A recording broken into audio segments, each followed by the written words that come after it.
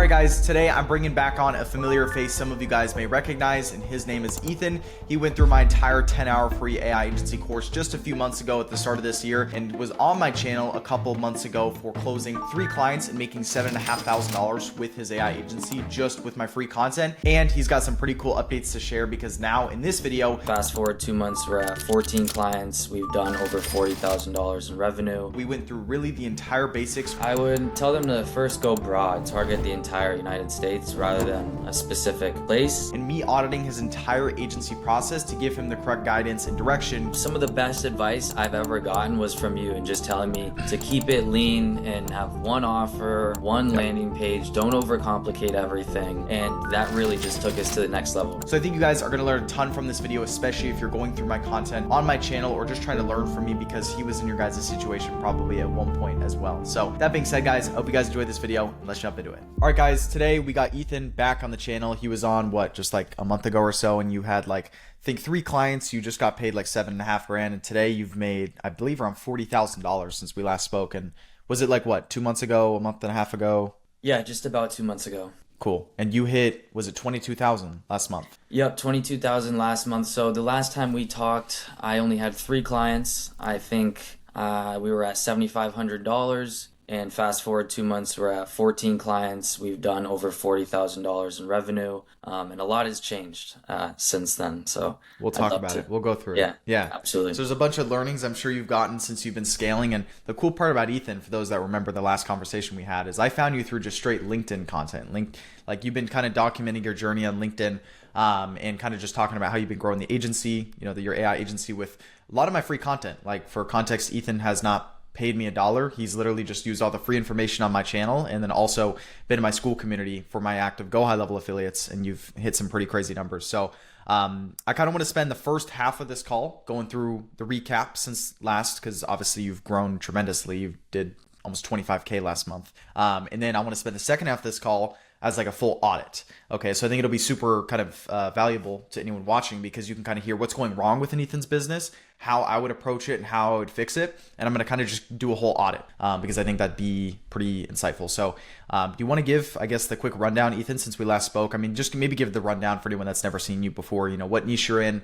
Obviously, you're doing about 20K a month-ish right now. And what was the big lever since we last spoke that you've pulled to scale? So just give the full rundown. Absolutely. And I appreciate you having me on, Carson. So my name's Ethan. I'm in the solar niche, so home servicing really, but essentially we generate qualified appointments for solar business owner and reps.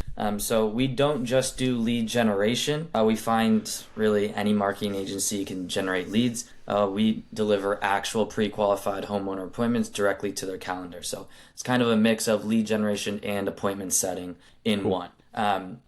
And the last time we talked, I was really focused on client acquisition of how can we amass as many clients as fast as possible. And right now we're just kind of obsessed with client fulfillment. We were able to sign, 5-6 clients a month. And now it's kind of just trying to keep up with fulfilling and delivering the best value as possible for those clients to reduce churn, because that has seemingly become more and more of an issue within our agency. That being said, we were working on just kind of complementing our sales process with client fulfillment and client acquisition and just making that ecosystem into one, because one thing affects the other. So right now, client fulfillment has been affecting client acquisition has been affecting client fulfillment. So we're just really focused on that, and I'm starting to think more in terms of operations rather than being just an AI agency owner, which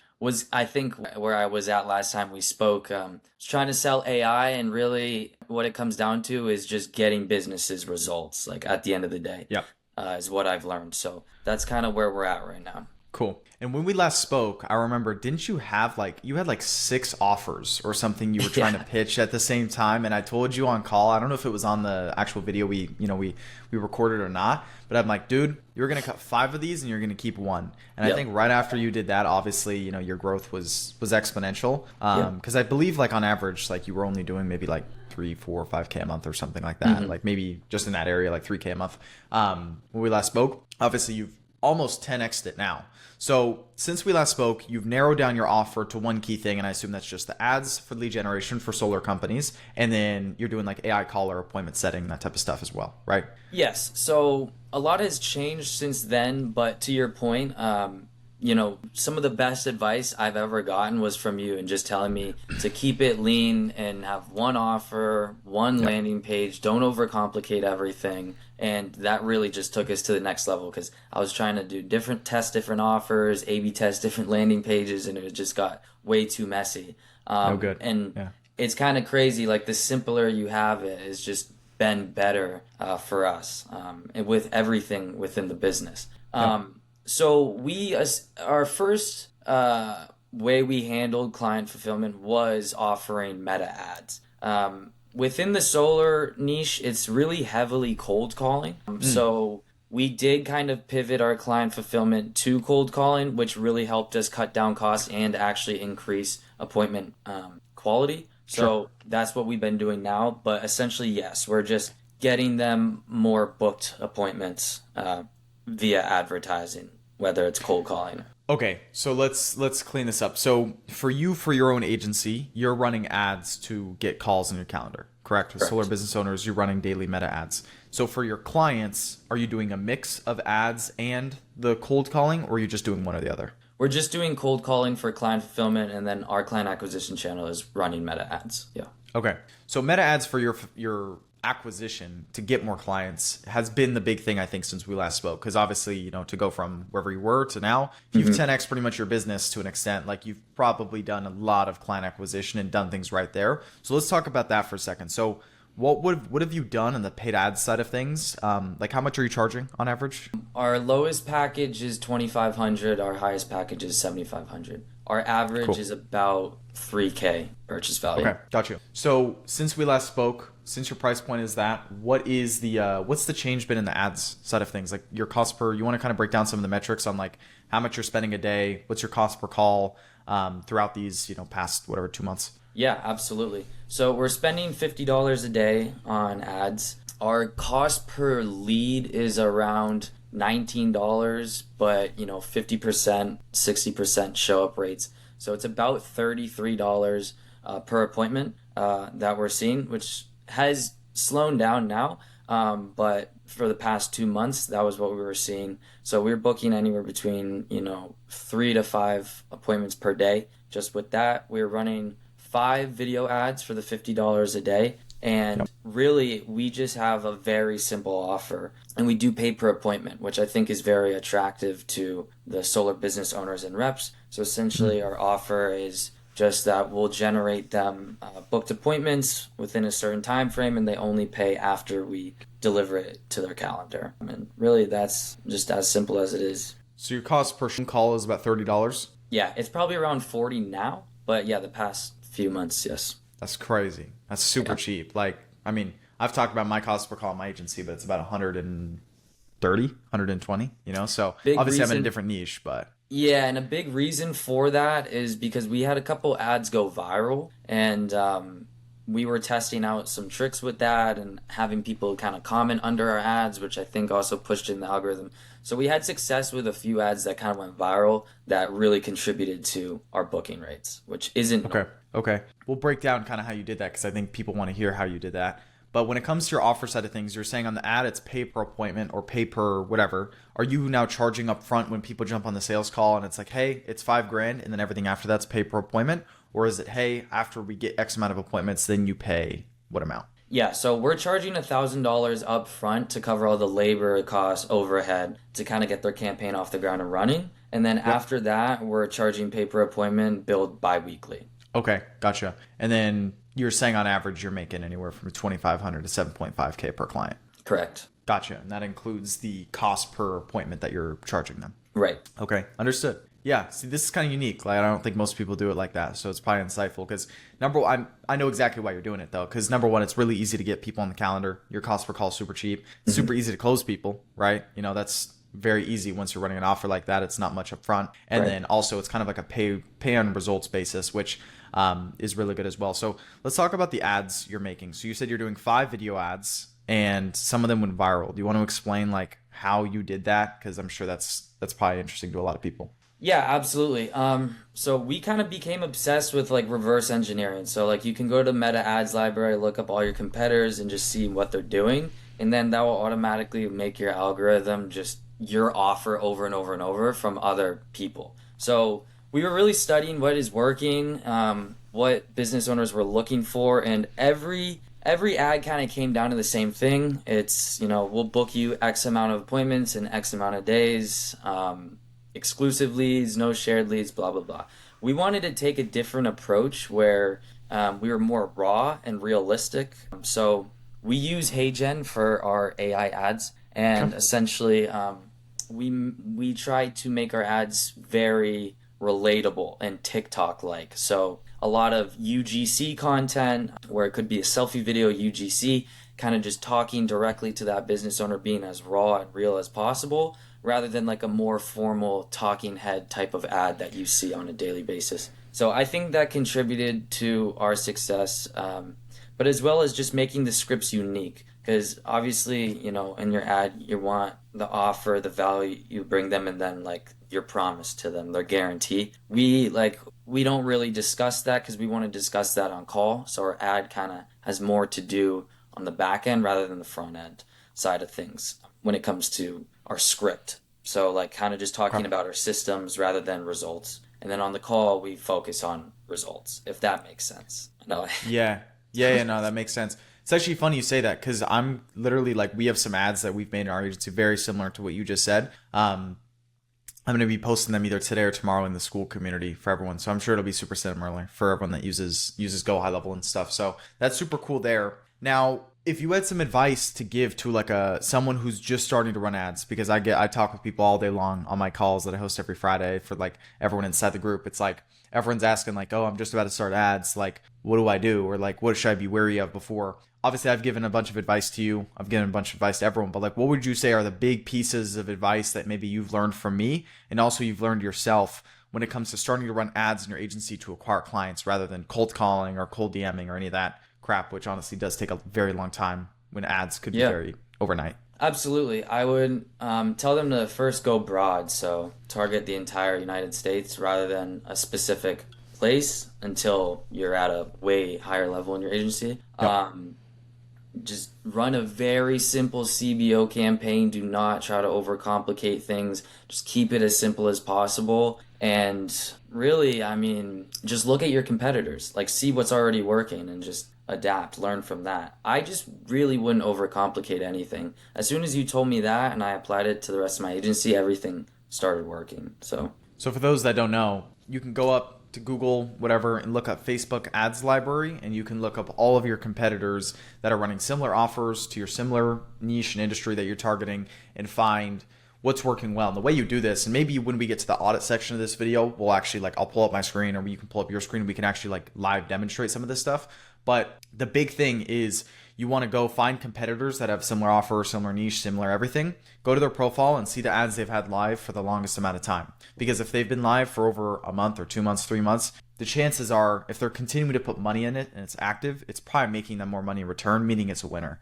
So you can actually shortcut the process of all the testing you have to do by just doing some simple market research, which I'm sure you did a lot of as well when you were doing your creatives. And of course, keeping things simple and so on. So that makes sense there.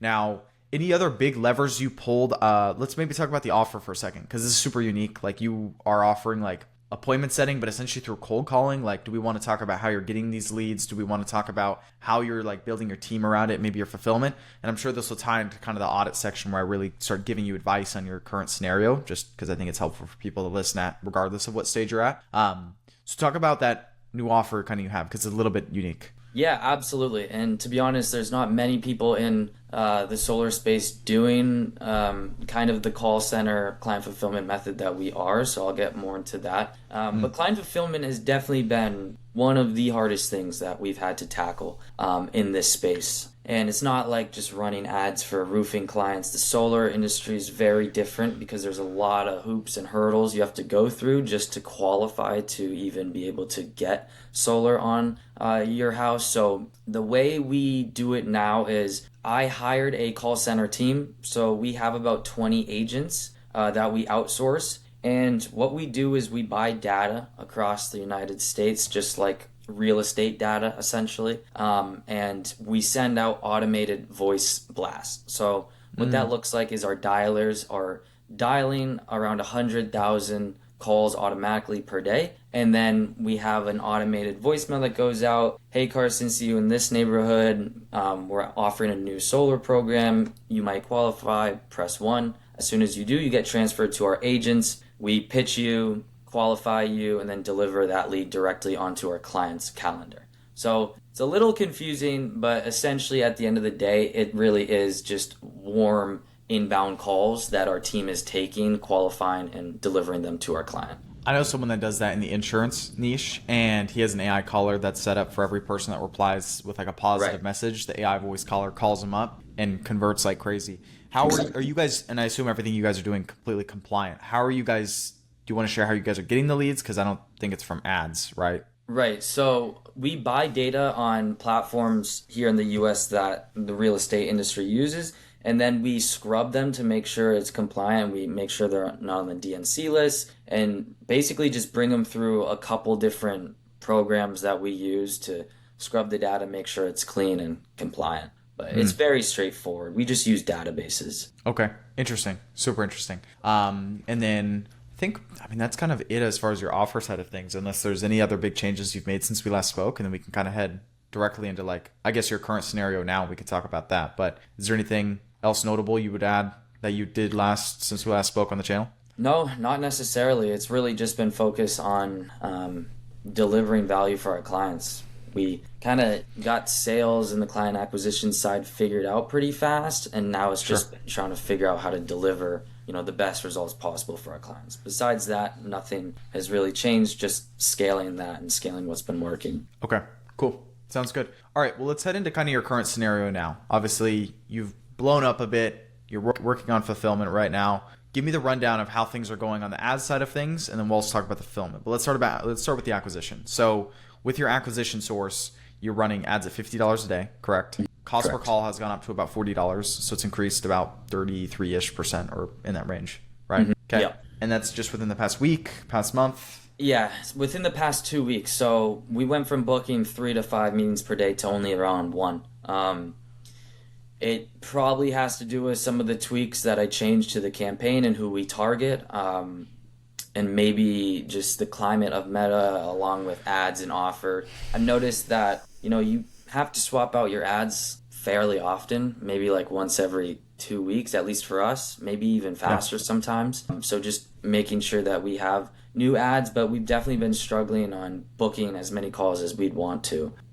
So yeah, we're just trying to figure out what the issue is there and how we can tweak it. Okay. So did you make a new campaign you duplicated, or you just changed an existing one that was doing well? We duplicated it, swapped out all the ads. It's the same pixel, but we just duplicated how we set up the CBO, but we swapped out all the information. Okay. And what you were telling me before we clicked record was you, instead of going broad in the US, you narrowed down to the states of the clients you actually have been getting, correct? Correct. And ever since that change is when your cost per call went higher? Yes. Okay. So in return, I assume that change has made you less money since doing it, right? A lot less. Okay. And it's been 2 weeks since you made the decision. It's still live right now? Correct. Okay. So we should revert. Do you have the exact same ads live as when you were running before, or no? So we've kept the same ads running for about a week and a half now, since we made that change and launched. Okay. So you need to duplicate your campaign or just turn on the old campaign you had. That's what I would do. So that's the first thing I would do, is turn off your live campaign that you made with the changes that's doing worse and turn on the old campaign. Did you make any other changes to the landing page or the funnel, or is everything else the same? Everything else is the same. Okay, cool. So that's the first thing I would do. Second thing I would do is today when's the last time you've done like a reactivation to your entire list? In terms of what, sorry? So like all your booked calls you've gotten, when's the last time you hit them all with a quick text message that didn't buy from you and getting them back on the calendar? We put them all through a rescheduling sequence if they don't show up, and we text them about 7 times. We email and text them about 7 times over the course of 2 weeks. After that, they go into a lost stage in the pipeline. Okay.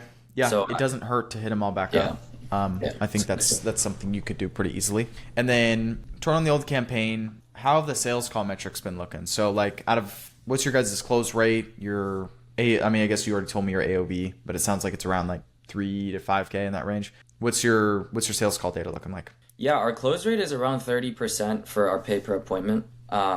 It's probably around 10 to 15% for our growth pack, which is our higher pay package. It's, our 5K offer for guaranteed sits. But pay per appointment, yeah, probably 30% now. Okay, that's not bad. That's actually pretty good. So 30%, and you guys are doing one call close or two call close? 2 call close. So our first call, we've tried really hard, especially from your advice, to get them to get their foot in the door on the first call and get the payment up front. But most of the time we book the second call on the first call and walk them through the servicing agreement on the second call to kind of just like groom them into the close. Oh, but you guys are doing a one call close, but it's just a lot of times it ends up being a 2 call because they have questions. Yes, but 9 times out of 10 it's 2 calls. We go for the close on the first call, but 9 times out of 10 we're closing them on the second. Okay.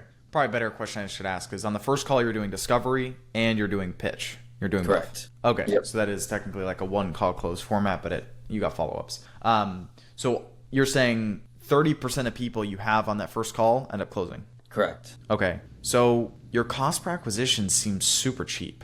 What's your AOV? Our cost per acquisition is around $300 for the pay per appointment. And then the AOV on that is what? $1,000 because it's $1,000 upfront on the PPA package. Right, but do you know like what the average is when you include in and factor appointments? No, not necessarily because it depends per market. Okay, so it could either be like you could get like a few $1,000s, you could get $500, so it kind of just depends. It's kind of all over the place. Okay, so having some data there would be better. So right now, I mean, even with the 1,000, you're still almost at a 3x ROAS. So like anything 3x or above, I say scale hard. Like there's no reason for you not to. But of course, I assume since the $300 cost per acquisition, is that factoring in the past 2 weeks where ads have been a bit lower? No, and that's where I get very nervous because we did just up our ad spend to $75 per day, and booking's still less than what we were booking, last month, the month before. Yeah. So there's 2 things here. Like I said, you need to turn off that active campaign you have right now. You guys are trying to scale a liability. It's not making you money, and the data is proving that. You got to go back to what was working.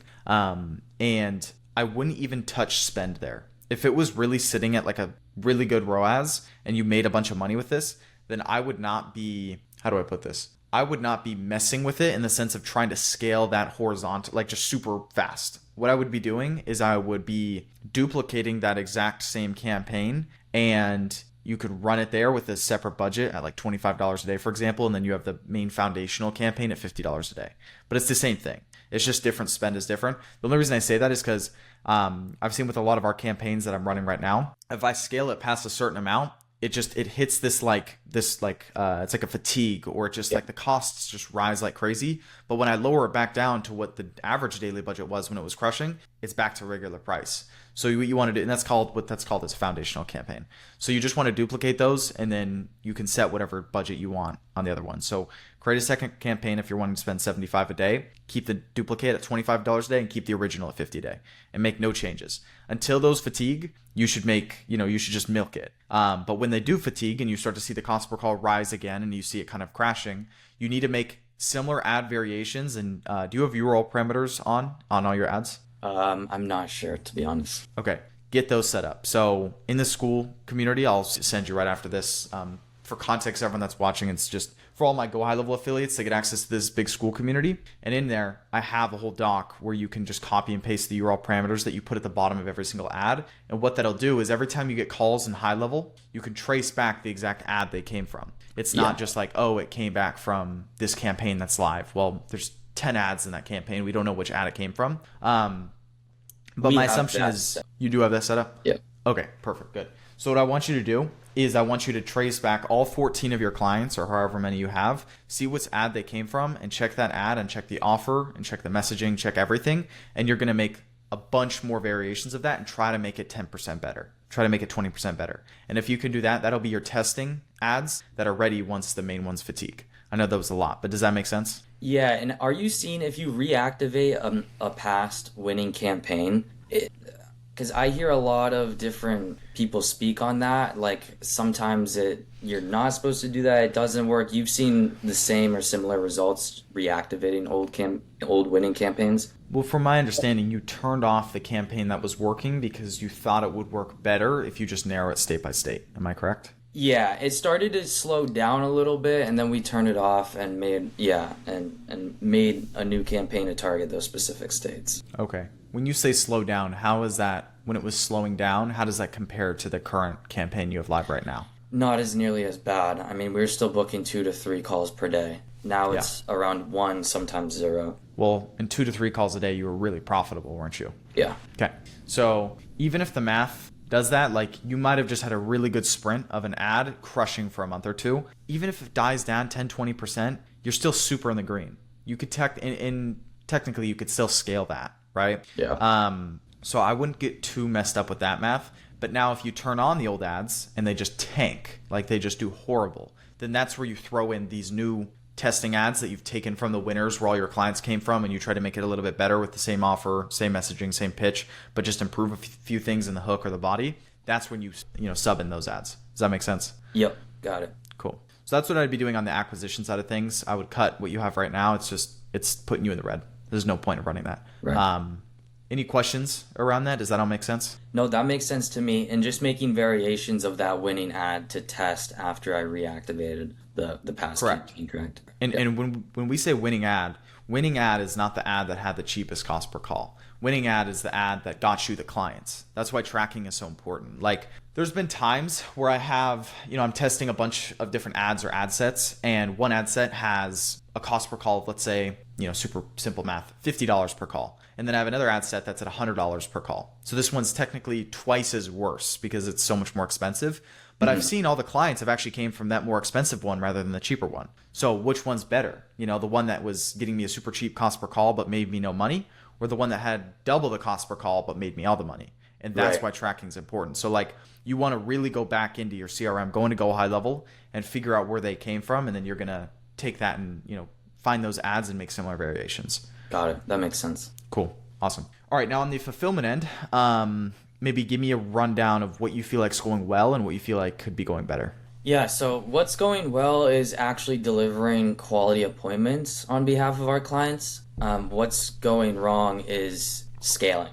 So in order to scale my client fulfillment team, I need capital to come in. So I need my acquisition channel always on, always working, because I need capital to fulfill client fulfillment. And the only way we can really get more clients is when client fulfillment is good to actually, get those clients. So it's like we need both at the same time. And it's this constant like push and pull thing we're kind of stuck in right now.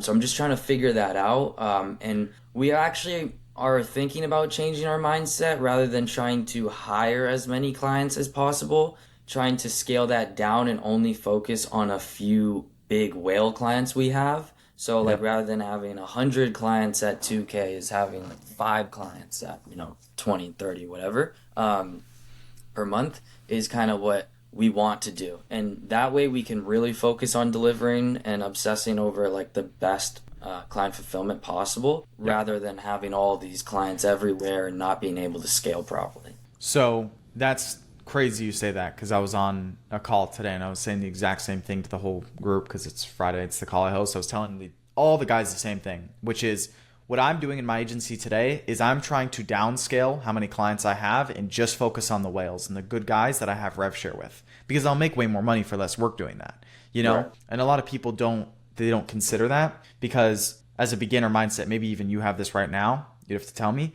but maybe you're thinking that $1,000 that comes through, you're aiming, that's your goal. Like how much are your clients spending on average per day on ads? Well, with our pay per appointment, they're not spending any money on ads because we're doing the cold calling on their behalf. Oh, that's right, because it's not through ads. So like with this model, but I would say they pay $275 per appointment and they're averaging like 10 appointments per month. Okay, so it's like 2 to 3K a month for you. So how do you scale that? Is it just getting more callers and then getting more leads? Is that how you scale it? Yeah, so the way we scale that is buying more dialers and hiring more agents to accept the inbound calls. But in order to do that, like we need clients to come in and stay cash flow positive. But on the other side, it's like sometimes we can't keep up with the fulfillment. So it's like it's just this back and forth battle that we're seeing. Yeah, you have a really interesting model. I'm curious. So if you're doing the voicemail drops and you're getting people interested there,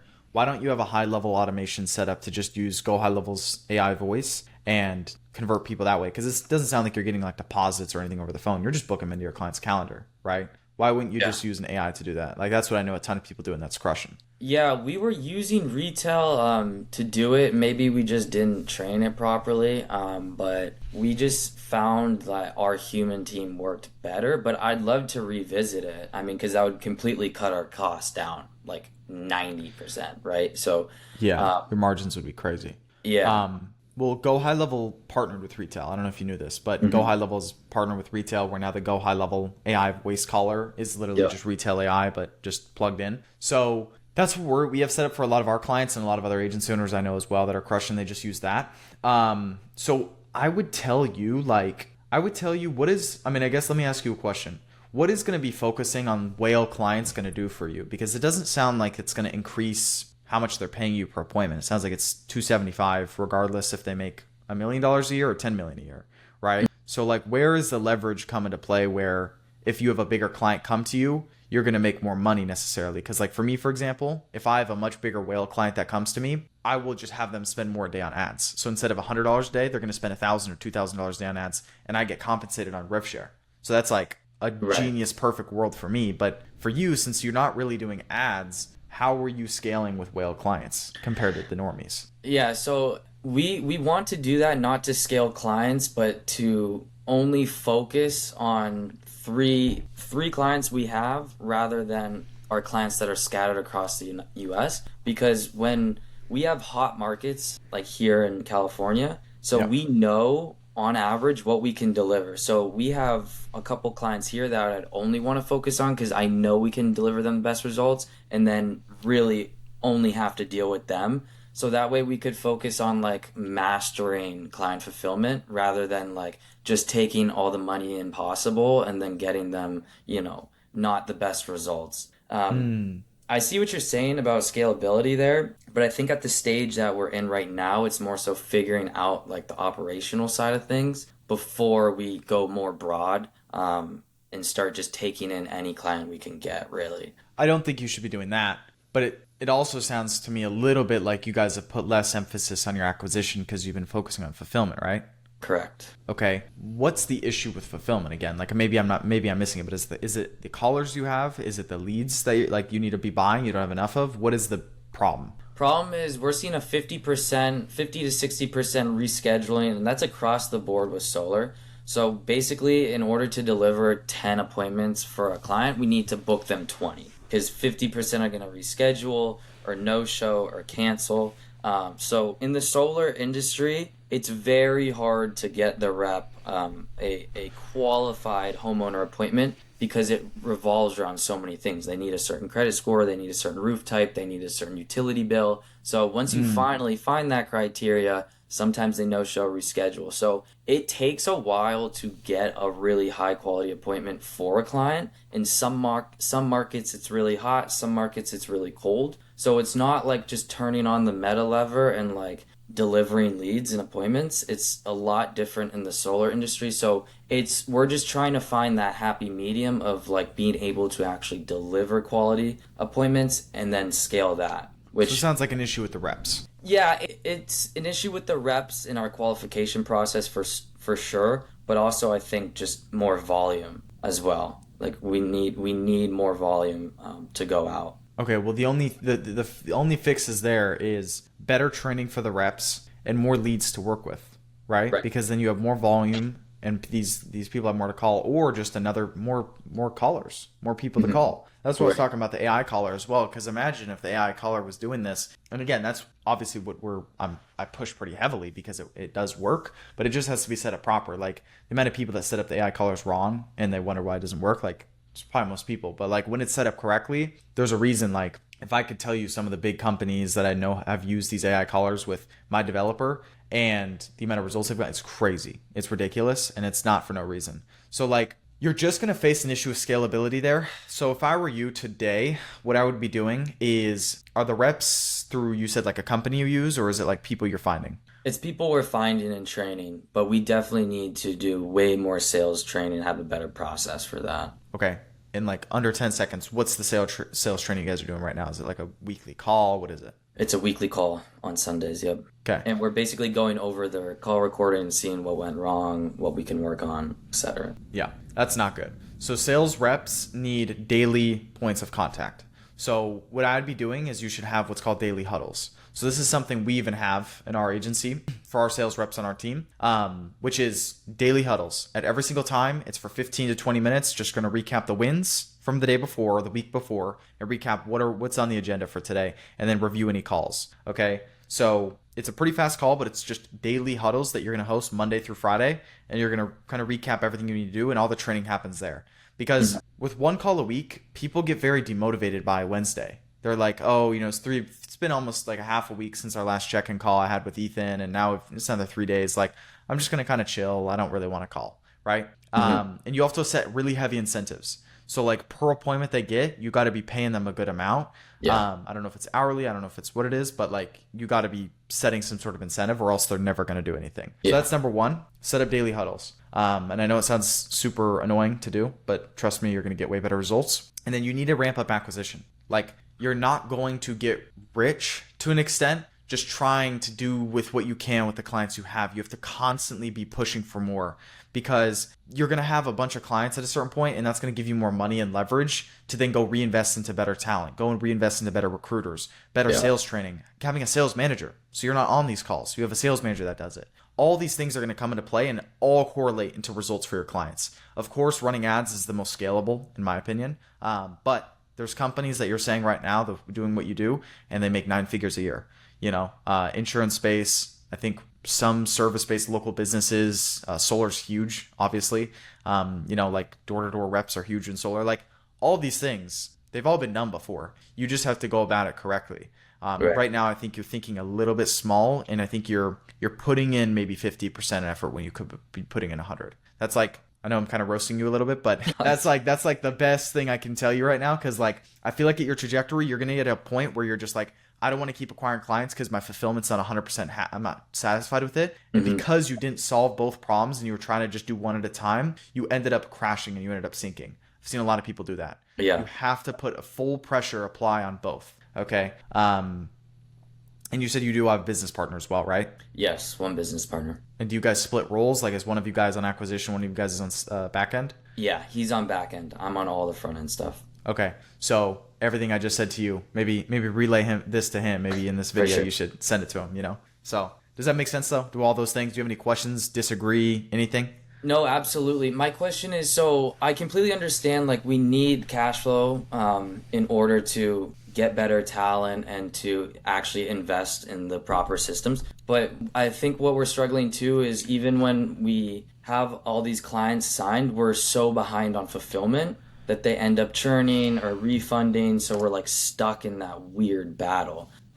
So I'm confused on what to do in those circumstances. So in what part? So like when someone closes within the first 7 days, 14 days, where are they coming through? Like in order to hit the quota we need to hit for our clients, we need to scale their infrastructure, which costs money. And the only way to fund that is through more clients. But when we get more clients for them to fund that infrastructure, they can't even keep up. Right? Like it seems like they're behind, and the only way to get them ahead is through cash flow, but at the same time that brings them more clients that they might not be able to handle. So you're saying it's an issue on them and not you? Yeah, it's an issue on them getting the proper volume, but in order to scale that, we need more clients. So it's like kind of ironic where it's like I'm not sure how to scale both at the same time where each can complement each other. You're saying from scaling fulfillment and acquisition for your business. Correct, yeah. All the things I just said.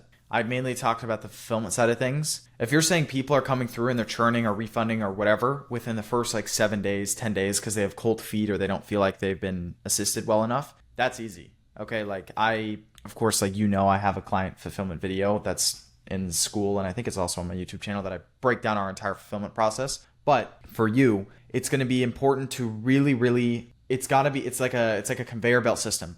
Okay, like when people come through, you know what's happening within the first 24 hours. You know what's happening within the first 48 hours. And then you're going to set expectations after that kickoff call to when you have the launch call and when you have the callers ready to go and everything like that by day 7 or 10, then they have good expectations. I'm telling you right now, probably a lot of these refunds or these requests or whatever it is are coming from people who, number one, got overpromised or got bad expectations on the sales call that didn't align after they've been closed. That's what happens 99% of the time. Like I have turned down people in my agency to work with us as clients because I knew for a fact that they had expectations that were out of this world and they were going to be a bad client, right? Yeah. Sometimes you have to save yourself the headache. Like it's like you have to just be like, I could take this guy's money, but I just know it's going to be a headache, right? And you just decide, I am not going to take the money. And it's very hard to do, and it's taken me years to even get to that, like I guess you could say level, or just like I guess way of thinking. But if you could do that earlier, I know it sounds like you're going to make less money in the short term, but in the long term, you're going to make so much more because you're only going to work with people that you can actually like help succeed. And like in return, you're perfectly compensated with that because you're pay per result. Right. You're getting a lot, bro. You book them 4 appointments. It's almost $1,000. Like imagine you work with one whale who works nationwide and has solar everywhere. And, they're like, hey, we need like hundreds of appointments a month. Right. That one client could pay you 30, 50, 100K a month. And I know people that do that in the agency game is they work with one client and they get paid 6 figures a month profit. Yeah. So those are all the things I would tell you. Expectations, really aligning hard on the conveyor belt process the second they're closed to what happens on day by day basis. And then the last thing I'll say is like on the front end, bro, it's acquisition. Better ads, more testing, more everything. And like look at the numbers and look at it logically. Don't look at the numbers and say, oh, it's negative, but if we maybe scale it a little bit, maybe it'll be positive. No, right? It's probably not going to work. You're just going to scale a liability. So yeah, I know there's a lot of things to execute. Do you understand kind of like all the checklist of things that I would do if I was in your situation? Yeah, absolutely. I appreciate it. And I appreciate the transparency. I think this will help, especially for everyone watching as well. And most of this value as well as within your school community too, which has helped a lot as well. Yeah. Yeah, I mean, I try to break it down for people because like one of the things too that like I think I see people go wrong is people think, and I think thank you for being transparent, by the way, because you mentioned refunds or disputes or anything like this is a part of the game. Okay, people don't talk about this on YouTube because everything's just sunshine and rainbows. But like, bro, clients, not everyone's gonna be happy. Like we're running a service-based business here. Like you're gonna have clients that churn. You're gonna have clients that sometimes you have to jump on calls with and help assist them and be like, look, this is the plan. This is how we're going to get you back on track. This is all part of the game. So like, obviously I appreciate you, Ethan, for being transparent about things that are, happening in your business now, all the metrics, everything like that. Cause I think it's important for people to listen to and also like the problems you're facing. Cause every business has problems. My business has problems. Your business has problems. Everyone's does. Elon Musk's has problems. Okay. So I think long story short, if you execute on a lot of what I say here, I think you'll be a much better track. And obviously, if you have any questions for me, you reach out to me, obviously in school, whenever you want. And any last kind of questions for me or last things you want to leave the viewer with or maybe piece of advice? Take action. If you haven't already, join the community. The biggest component to my success so far has just been all the free value that you have posted on YouTube, provided in your school community, and has really got me to where I am today. Your mentorship, your willingness to be transparent in the space no one really is. So I would just say if you're watching this and you're in the community or on YouTube, whatever, just take action. Just do it, take risks, act today, and keep going. And also, the last thing I'll say too is how easy it is to get attention from someone like me. Not that I'm like this big figure. I'm not at all. I'm pretty small on YouTube. But I think it's cool because I found you just through LinkedIn because you kept adding me every day with your posts that you would do every single day. And for people that go on your journey, maybe it's important we mention you schedule out your posts so it's not like happening in real time. Because I know some people were like on last video, they were so confused with like, well, how is he saying this, but his LinkedIn journey is different? He schedules it out differently just so people have some context. Yes. But like you just added me and I got the attention. I saw you were consistent. I said, dude, let's jump on a call. Like I'm always trying to help people that are like obviously watch my content. You told me you were going through the 10-hour course and then obviously you joined up in the school community. And like I said at the start of this video, like everything you have is free. Like I give away the school community. It's all for free. Everything's for free. Like, obviously people use softwares like GoHighLevel to get a part of some of this stuff, but like at the end of the day, it's very easy to get a hold of someone like me and obviously get the help like you have here. So I appreciate you. I do agree. Taking action is big. And it would be cool if we did a part 3 on this channel, maybe once you're at 50 or 100K a month and you've solved a lot of the current bottlenecks at the moment, and we do a whole review. But yeah, bro, Ethan, it was good to chat. Go follow Ethan on LinkedIn. Obviously, like I mentioned, that's how I found him. So it should just be Ethan Thompson, right? Ethan Thompson. Yes, sir. Ethan Thompson on LinkedIn. I post just my daily journey of the AI agency. But looking forward to speaking with you, Carson, when I'm at 100K a month. Dude, yeah, we'll run up another video. I mean, we went from 7.5K across like a couple months or whatever that you made. Now you're at like 22 last month, 40K total. So we'll bring you back on when you hit some next big milestone. Sounds like a plan. Appreciate it, Carson. Easy, bro. It's good to see you. Hopefully everyone found some value. And Ethan, I'll see you later, bro. Have a good one. Take care. Peace. Bye-bye.